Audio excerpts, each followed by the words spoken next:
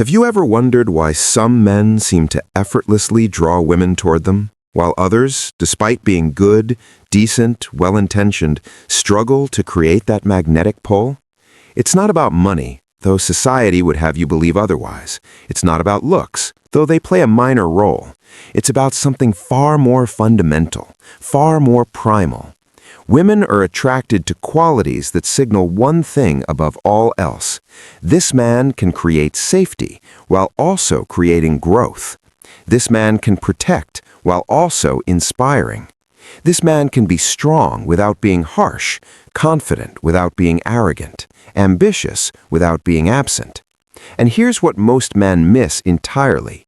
These qualities aren't performative. They can't be faked for long. They must be genuinely embodied, because women don't just listen to what a man says.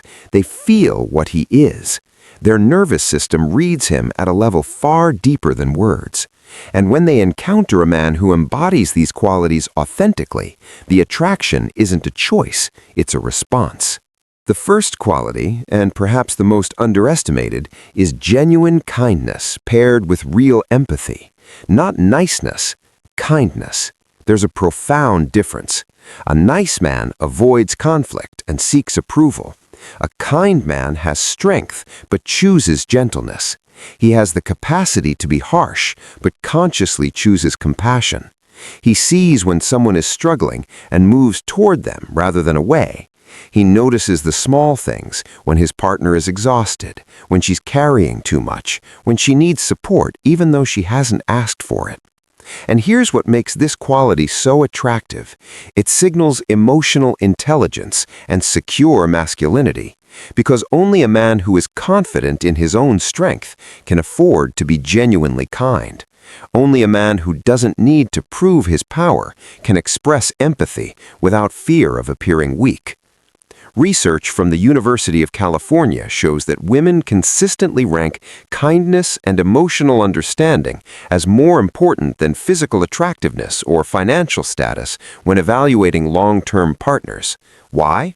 Because kindness predicts how a man will treat her when life gets difficult, when she's sick, when she's aging, when she's vulnerable. A woman doesn't just want a man who's kind to her when she's beautiful and easy. She wants a man whose default setting is compassion. The second quality that creates undeniable attraction is a real sense of humor. Not the memorized jokes kind, but the genuine ability to find lightness in heavy moments. The man who can see absurdity in difficulty, who refuses to take himself so seriously that life becomes suffocating. A man with authentic humor can diffuse tension without dismissing pain. He can make her laugh even when she's frustrated with him, not because he's deflecting, but because he can acknowledge how ridiculous the situation is while still honoring her feelings. He can laugh at his own mistakes instead of defending them to death. He can be playful without being immature. And here's what this signals to a woman. This man won't make life heavier than it already is. This man can navigate stress without becoming a source of stress. This man creates an atmosphere where joy is possible, even in difficulty. Women are attracted to humor because life is hard enough without a partner who makes it harder. The third quality, self-confidence, is magnetic, but not the loud, performative kind. Real confidence is quiet. It doesn't announce itself or demand validation. It's the man who can walk into a room and be completely comfortable in his own skin without needing to dominate the space or prove anything to anyone. He's not threatened by other people's success. He's not constantly comparing himself or seeking reassurance. He knows his worth without needing external confirmation of it. And here's what women find irresistible about this. A confident man creates space for her to be herself. He's not so insecure that she has to shrink to make him feel bigger. He's not so fragile that she has to manage his ego. He can celebrate her wins without feeling diminished. He can handle her strength without feeling threatened. This kind of confidence isn't arrogance, it's groundedness. And women are drawn to it because it signals that this man won't require her to perform, to diminish herself, or to constantly reassure him that he's enough. The fourth quality that women find deeply attractive Emotional stability paired with the ability to create protection is perhaps the most misunderstood. This isn't about physical strength or the ability to fight off threats. It's about a man's capacity to remain steady when everything around him is chaos, to be the calm in the storm rather than another source of turbulence. A woman doesn't need a man who never experiences emotion. She needs a man who can experience the full range of emotions without being controlled by them, who can feel anger without lashing out, who can feel fear without collapsing, who can feel stress without making everyone around him absorb it. This emotional regulation creates a kind of psychological safety that is deeply attractive, because when a woman is with a man who is emotionally stable, she can relax. She doesn't have to manage his moods. She doesn't have to walk on eggshells wondering which version of him will show up. She knows that no matter what happens, he won't become the crisis. He'll help her navigate it. And the protection aspect? It's not about being physically imposing. It's about being someone she can count on when things fall apart. The man who doesn't panic when she panics. The man who becomes more focused, more present, more capable when pressure increases rather than falling apart. Women are biologically wired to seek partners who can create safety, not because they're weak or helpless, but because raising children, building a life, navigating the uncertainties of existence, all of this requires knowing that when the world gets hard, your partner becomes more solid, not less. This is why women find stability so attractive. It's not about controlling her. It's about being someone she doesn't have to worry about in addition to everything else she's worrying about. The fifth quality, intelligence paired with genuine ambition, creates attraction on a different level entirely. But this isn't about degrees or career status. It's about a man who is curious about life, who continues growing, who has a vision for where he's going and is actively working toward it. A man with ambition isn't content with stagnation. He's building something, whether that's a career, a skill, a purpose, a contribution. And here's what makes this attractive. It signals that he won't become complacent, that he won't stop growing the moment he gets the girl, that being with him means being with someone who will continue evolving, learning, challenging himself. Women aren't attracted to ambition because they want his money. They're attracted to it because a man with drive and purpose is a man who is alive, who is engaged with existence, who won't expect her to be his entire source of meaning and entertainment. The sixth quality that creates deep attraction is responsibility paired with the genuine capacity to care for others, not in a controlling way, but in a way that shows he can hold weight beyond just his own needs. The man who follows through on what he says he'll do, who doesn't need to be reminded or managed like a child, who takes ownership of his commitments, his mistakes, his role in relationships and life, who can anticipate needs and meet them without being asked. This isn't about being perfect, it's about being reliable, about being someone whose word actually means something. And the care aspect goes deeper than just performing tasks. It's about a man who genuinely considers other people's well-being, who thinks about how his actions affect those around him, who extends himself for people he loves, not out of obligation, but out of genuine care. Women are attracted to this because it signals maturity. It signals that he won't require mothering, that he can be a true partner who carries his share of life's weight. The seventh quality, strong communication skills paired with the genuine ability to listen, is where most men fail without realizing it. This isn't about being articulate or well-spoken. It's about being able to express thoughts and feelings clearly, rather than expecting her to decode silence or interpret moods. And more importantly, it's about listening in a way that makes her feel heard. Not listening while waiting for his turn to talk, not listening while formulating his defense, but truly hearing what she's saying, asking questions to understand deeper, making her feel like her thoughts and feelings matter to him. A man who can communicate and listen well creates emotional intimacy that is profoundly attractive, because most women have spent their lives not being truly heard by men. So when they encounter a man who actually listens, who doesn't dismiss or fix or minimize, but genuinely witnesses her inner world, that creates a bond that physical attraction alone could never achieve. The eighth quality, and this one surprises many people, is taking care of his appearance and maintaining physical fitness. Not for vanity, not to look like a magazine cover, but because how a man presents himself signals something deeper about how he approaches life. A man who takes care of his body, who grooms himself, who makes an effort with his appearance, isn't doing it to impress strangers. He's doing it because he respects himself and, by extension, respects the people in his life. Think about what it communicates: discipline, self-respect, awareness that he exists in relation to others. Women aren't attracted to physical fitness because they're shallow. They're attracted to it because it demonstrates that a man has enough self-control and long-term thinking to invest in his health, that he won't let himself deteriorate the moment he secures a relationship, that he values being vital, capable, present in his body. A man who completely neglects his appearance and health is signaling, whether he realizes it or not, that he's given up, that he doesn't care how he shows up. And if he doesn't care about himself, why would she believe he'll care about her? But here's what's crucial to understand. This isn't about being conventionally attractive, it's about effort. A man who is naturally less physically imposing, but clearly takes care of himself, dresses with intention, maintains basic grooming, he's infinitely more attractive than a naturally handsome man who has completely let himself go. Because attraction isn't just about what you are, it's about what you're doing with what you have. It's about the signal you're sending. Are you someone who values himself, or someone who has resigned himself to mediocrity?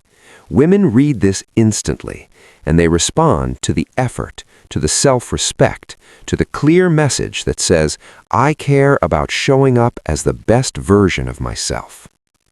The ninth and final quality, the ability to remain calm and act with wisdom during crises, is perhaps the most attractive of all when a woman actually witnesses it.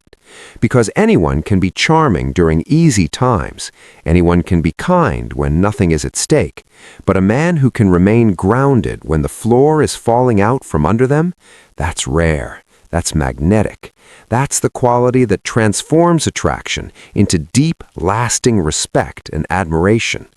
This is the man who doesn't panic when she's panicking, who doesn't add chaos to chaos, who can assess the situation clearly, make decisions under pressure, and lead them both through difficulty without falling apart or becoming tyrannical. This isn't about being emotionless, it's about being able to feel the fear, the stress, the overwhelm, and still function, still think clearly, still be someone she can lean on when everything else is uncertain. Consider Emma and Michael. They'd been together for 2 years when Emma's father had a sudden medical emergency. She was falling apart, terrified, unable to think straight, paralyzed by fear. Michael could have panicked with her, could have been useless in the crisis. Instead, he became exactly what she needed: calm, focused, and completely present.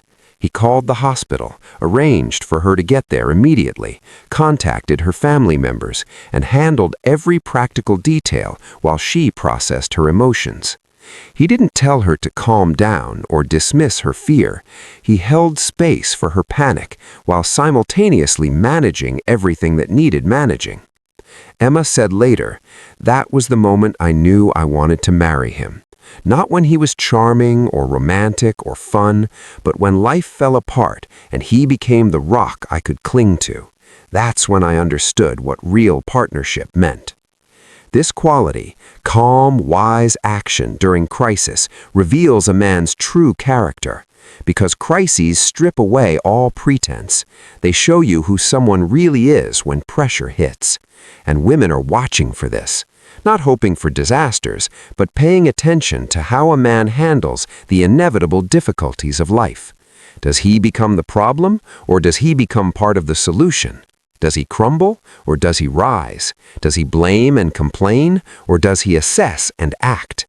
A man who can navigate crisis with wisdom and steadiness doesn't just create attraction, he creates the kind of trust and respect that forms the foundation of lifelong partnership. Now, here's what ties all of these qualities together, what they're really signaling beneath the surface. Every single one of them, kindness, humor, confidence, emotional stability, intelligence, responsibility, communication, physical care, and grace under pressure, they all communicate the same fundamental message. This man has done his internal work. This man isn't controlled by his wounds, his insecurities, his unprocessed pain. This man has cultivated himself intentionally, and that cultivation is what creates genuine, lasting attraction. Because women aren't just choosing a man for who he is in the present moment. They're choosing him for who he'll be in 10 years, 20 years, when life gets harder, when beauty fades, when the initial romance settles into the reality of building a life together. And these qualities predict that future. They signal that this man will age well, not physically, but characteristically. That he'll become more of who he is rather than deteriorating into bitterness, complacency, or emotional destruction. And here's what most men fundamentally misunderstand. These qualities aren't about performing or pretending. They're not tactics to deploy to get a woman. They're about genuine self-development, about becoming a man of substance rather than just surface. Because women can feel the difference between a man who is performing these qualities to attract them and a man who embodies these qualities because he's genuinely cultivated himself. The performer will slip eventually. His true character will emerge under pressure. But the man who has actually done the work of becoming kind, stable, responsible, wise, he doesn't have to remember to be these things. They're simply who he is. And that authenticity is what creates attraction that doesn't fade when the novelty wears off, that creates respect that deepens over time rather than eroding, that creates the kind of partnership where she continues choosing him, continues desiring him, continues admiring him, not despite knowing him deeply, but because knowing him deeply has only confirmed what she sensed from the beginning. This man is worth building a life with. But let's be honest about something crucial. Most men will never develop these qualities because they require something most men are unwilling to give: sustained effort toward personal growth. It's easier to blame women for being too picky or only wanting money or not appreciating nice guys than it is to look in the mirror and ask, am I actually kind or just nice when it benefits me? Do I actually have emotional stability, or do I just suppress my feelings until they explode? Am I genuinely confident, or am I arrogant and fragile? Do I actually listen, or do I just wait for my turn to talk? These questions require brutal honesty, and most men would rather protect their ego than confront the truth about where they're falling short. But the men who are willing to do this work, the ones who look at these qualities and think, where am I weak? What do I need to develop?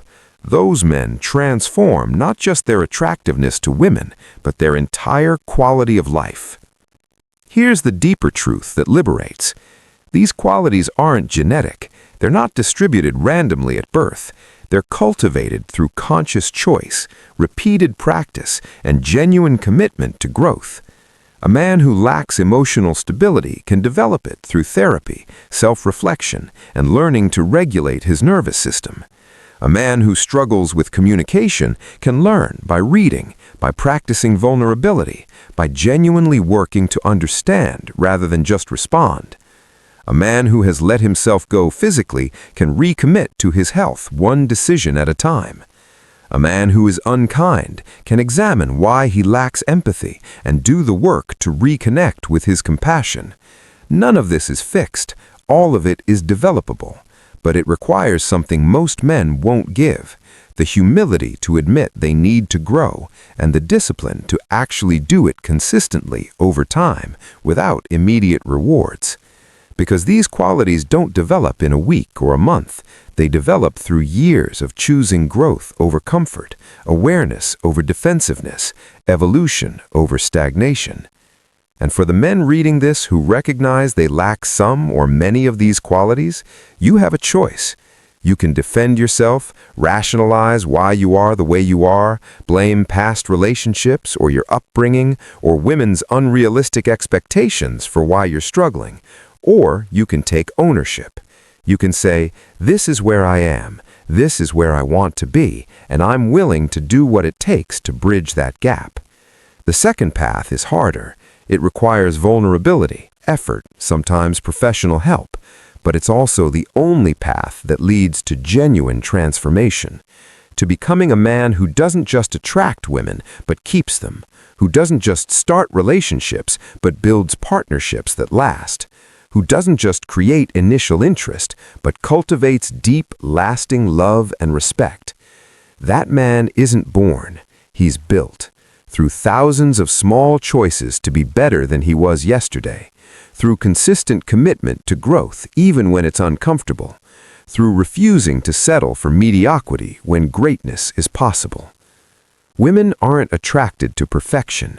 They're attracted to men who are genuinely engaged in the process of becoming better, who carry their growth with humility rather than arrogance, and who understand that real strength isn't about never falling, but about rising with more wisdom each time they do.